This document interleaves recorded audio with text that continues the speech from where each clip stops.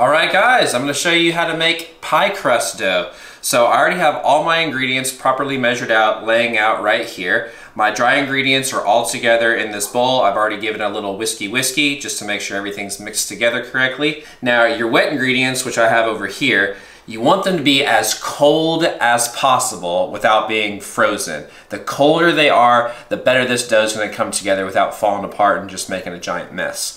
Now, I'm going to be using this food processor over here to help my dough come together without much fuss. If you don't have a food processor, it's totally fine.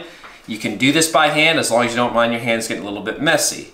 What you're going to do is you're going to put your cubed up butter into your dry ingredients right here, and then you're going to start breaking up the butter into the dry ingredients so that the butter is about the size of small peas and just well distributed inside of your dry mixture, okay?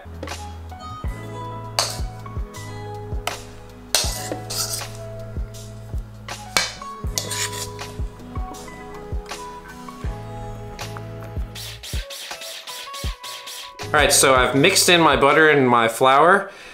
Notice how mine is pretty small pieces right now. This is because I have a blade that's in my food processor that helps mix things a little bit more thoroughly, but again, about the size of peas is what you're looking for. So now I'm going to start mixing in my other wet ingredients. Again, if you do not have a food processor, just start pouring in your wet ingredients into your bowl. Start mixing it with a fork to the best of your ability as much as you can. Once the fork has done all it can do, dump it out onto your work surface and then just start working it together with your hands until everything comes together to form a nice, smooth dough ball. Okay, so I've got everything almost how I want it. I'm just gonna roll up this little bit of excess flour that came off, and then I'm gonna put everything in a nice, smooth ball, and then I'm gonna cut this in half. Now I have a scale right here so I can actually measure how much this dough ball is and then cut it in half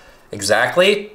But again, you can just eyeball it if you're not a nerd like me. So this is 696 grams. So I'm just gonna cut that in half to 348 grams. And then once you have it cut in half, wrap each half in plastic wrap and then chill it in your fridge for at least 30 minutes.